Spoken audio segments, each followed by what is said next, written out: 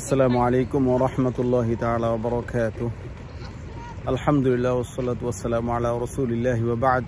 ক্বালা আল্লাহু সুবহানাহু ওয়া তাআলা লাইন শাকারতুম লাযীদান্নাকুম ওয়া লাইন কাফারতুম ইন্না আযাবী লাশাদীদ। সাদাকাল্লাহু মাওলানাল আলিয়্যুল আযীম। সম্মানিত দর্শক, বাংলা ভাষাভাষী শ্রোতা মণ্ডলী যারা আমাকে শুনছেন, যারা শুনবেন,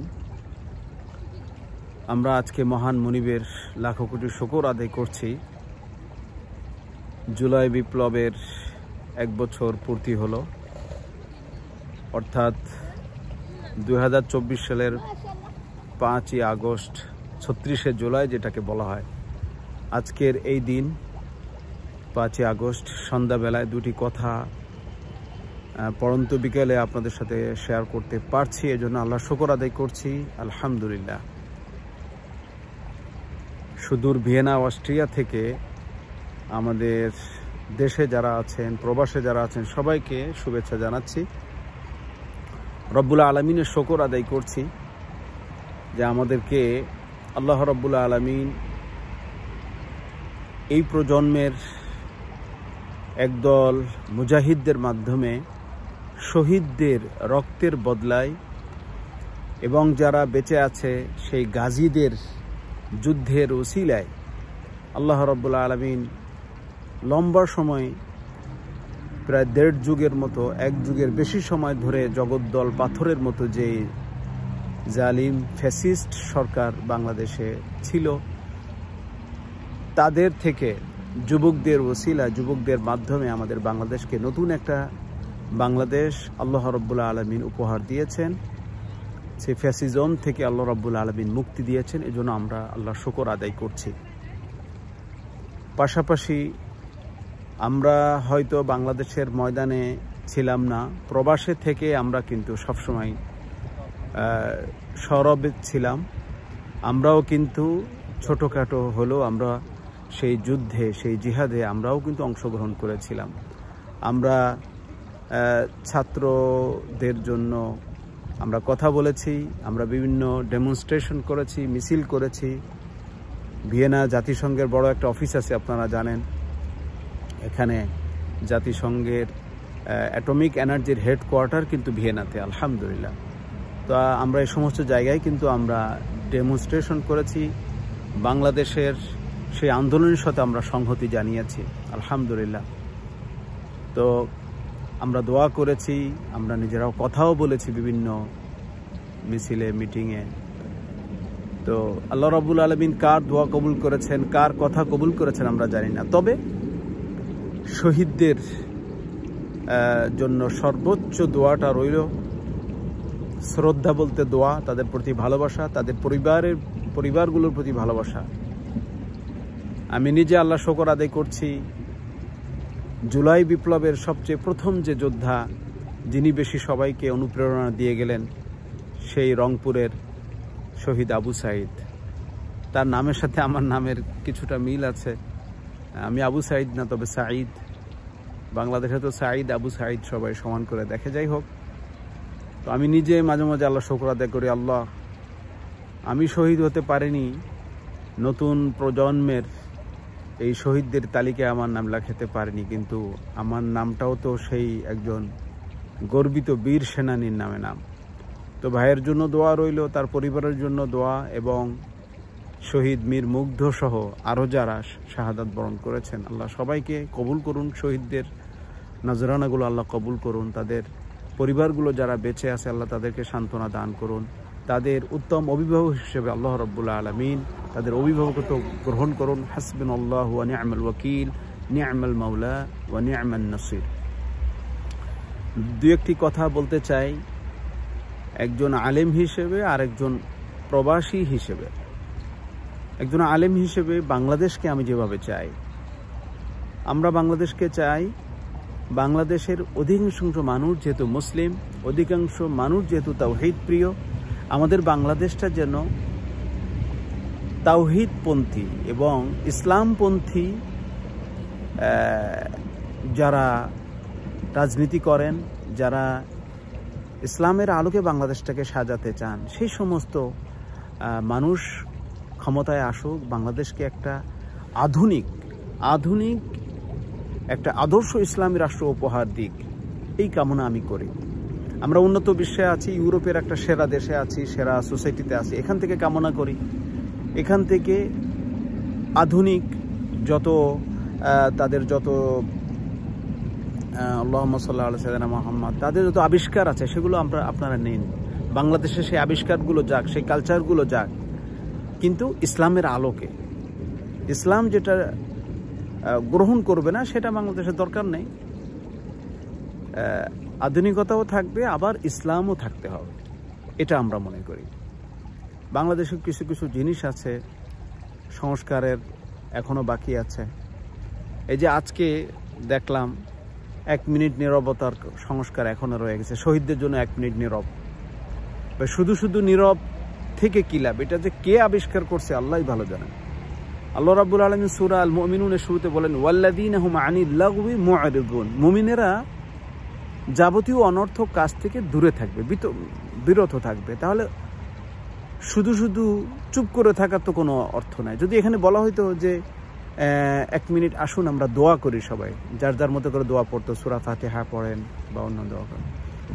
2-1 আলেম ভাইকে আমরা দেখেছি আজকে, তারা ওই 1 মিনিটে হাত তুলে দোয়া করেছেন, জাযাহুমুল্লাহ খায়রান। তারা একটা জিনিস বুঝাতে চেয়েছেন এর মাধ্যমে যে না, 1 মিনিট শুধু নীরব থাকাতে কোনো লাভ নেই, নীরব না থেকে বরং আল্লাহর কাছে দোয়া করার কথাটা আসলে ভালো হতো।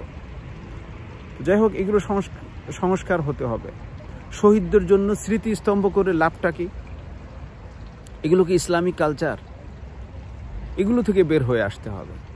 বরঞ্চ শহীদদের জন্য অন্য ভালো কিছু করেন, একটা মসজিদ করেন, অথবা মসজিদ ভিত্তিক খেদমতের কোনো একটা শাখাগত কোনো একটা কাজ করেন, অর্থাৎ একটা অজুখানা করে দিলেন একটা শহীদের নামে। এরকম বিভিন্ন কিছু হতে পারে। সামাজিক কাজ, কল্যাণমূলক কাজের অভাব নেই, সেগুলো করি আমরা। তো একটা স্মৃতিস্তম্ভ, তারপরে শহীদ মিনার, এগুলো করা। তারপরে বিগত সরকারের আমলে যেই অগণিত সম্পদ খরচ করা হয়েছিল, কি বলে, তথাকথিত দেশের নায়কদের বা শহীদদের নামে বিভিন্ন স্মৃতিস্তম্ভ অথবা স্ট্যাচু নির্মাণ করে লক্ষ লক্ষ কোটি কোটি টাকা খরচ করা হয়েছিল। সেগুলো তো এই নতুন প্রজন্মের যোদ্ধারা জানান দিয়েছে যে না, সেগুলো অপচয় ছিল, দেশের সম্পদকে অহেতুক খরচ করা হয়েছিল, ভেঙে ফেলা হয়েছে। এই জন্য সেগুলো যেন বাংলাদেশে আবার পুনর্চর্চা না হয়, সেটা আমি দাবি করব। শিরকি কোনো কালচার বাংলাদেশে নতুন করে না আসুক। এগুলো হলো খুব সংক্ষেপে একজন আলেম হিসেবে বললাম। আর একজন প্রবাসী হিসেবে আমি বলতে চাই, আগামী যে নির্বাচন আসতেছে, এই নির্বাচনে আমাদের সমস্ত প্রবাসীরা যেন ভোটাধিকার তারা ফিরে পান, সমস্ত প্রবাসীরা যেন ভোট দিতে পারেন। এজন্য প্রবাসীদের ভোটের যে স্লোগান বাংলাদেশে এসেছে, সেই স্লোগানের সাথে আমিও একাত্মতা জানাচ্ছি। আর আমার মনে হয় সমস্ত এই যে রেমিটেন্স যোদ্ধা সবাই মনে হয় একমত হবেন। এটা কেন যে একমত হন না, যারা একমত হচ্ছেন না, কেন যে একমত হচ্ছেন না, মানে এটা ভাবতেই অবাক লাগে। আর প্রবাসে থেকে কেউ এটার দ্বিমত পোষণ করবেন, এটা সত্যি মানে খুবই আশ্চর্য। এজন্য আসুন আমরা সবাই, এটা একটা গোল্ডেন চান্স যে আমরা প্রবাসে থেকেও আমরা যারা অ্যাডাল্ট আছি, অর্থাৎ প্রাপ্তবয়স্ক হয়েছি, ভোট দেওয়ার বয়স হয়েছে, সবাই যেন আমরা এখানে এম্বাসিগুলোতে ভোট দিতে পারি।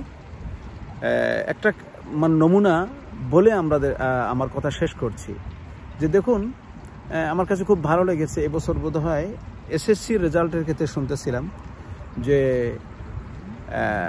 সৌদি আরবের এম্বাসির আওতায় সেখান থেকে আমাদের বাংলাদেশের শিক্ষার্থীরা, ছেলে মেয়ে, তারা এসএসসি পরীক্ষা যোগদান করতে পেরেছিল। তাহলে এসএসসির রেজাল্ট যখন বাংলাদেশে প্রকাশ পেয়েছে, প্রবাসী থেকে যারা এসএসসি পরীক্ষা দিয়েছে তাদেরও রেজাল্ট প্রকাশ পেয়েছে। তাহলে লেখাপড়ার ক্ষেত্রে প্রবাসীরা বাংলাদেশের বোর্ডের সাথে একই সাথে পরীক্ষা দিতে পারতেছে, রেজাল্ট পাচ্ছে, সেটা সম্ভব।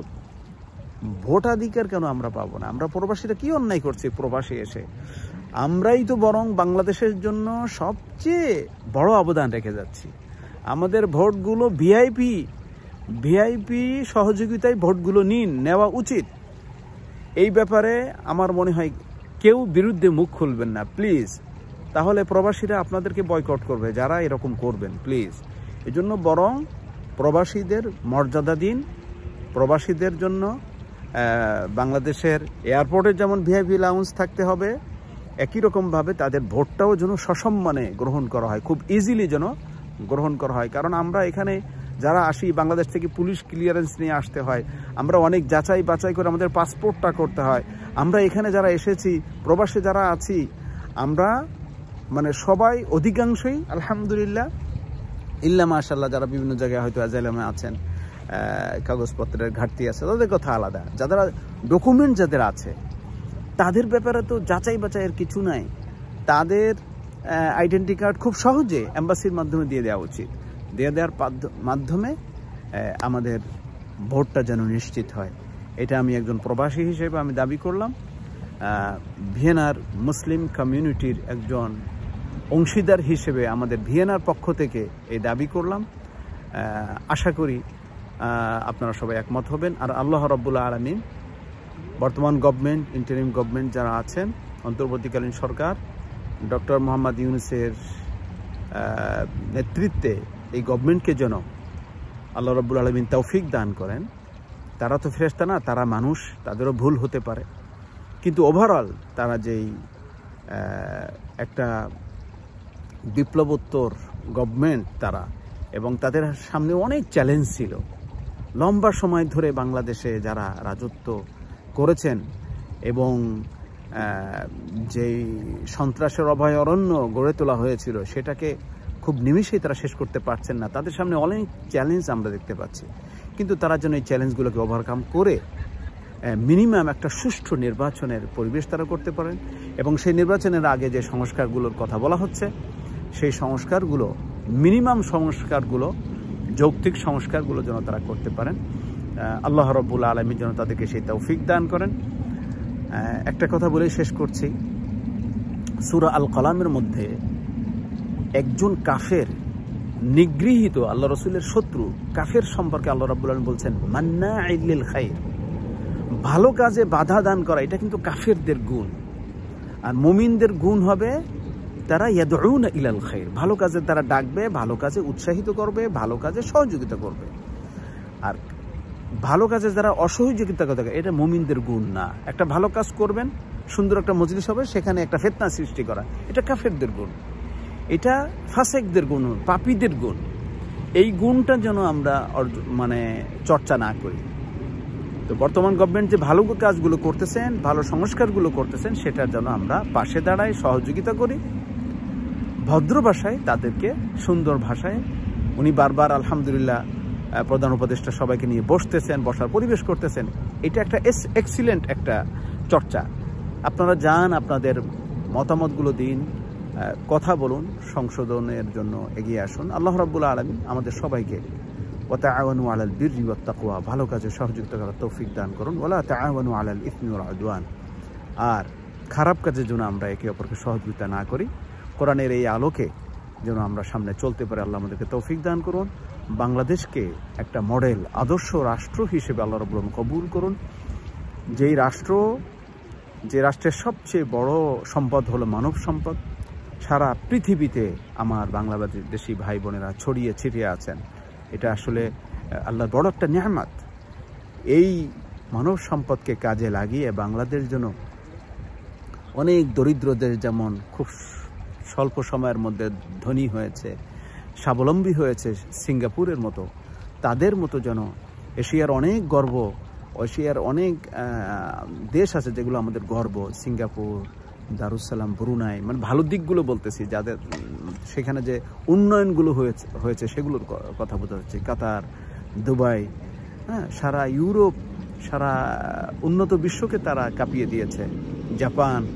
তো তাদের ভালো দিকগুলো যেন আমরাও গ্রহণ করতে পারি, বাংলাদেশও যেন সেই সারিতে এগিয়ে আসতে পারে। আল্লাহ তৌফিক দান করুন। সেই কামনা করে বাংলাদেশের মানুষের সবার শুভকামনা করে আমার কথা এখানেই শেষ করছি। সবাই ভালো থাকবেন। আসসালামু আলাইকুম ওয়া রাহমাতুল্লাহি তাআলা ওয়া বারাকাতুহু। সুবহানাকাল্লাহুম্মা ওয়া বিহামদিকা আশহাদু আল্লা ইলাহা ইল্লা আনতা আস্তাগফিরুকা ওয়া আতুবু ইলাইক।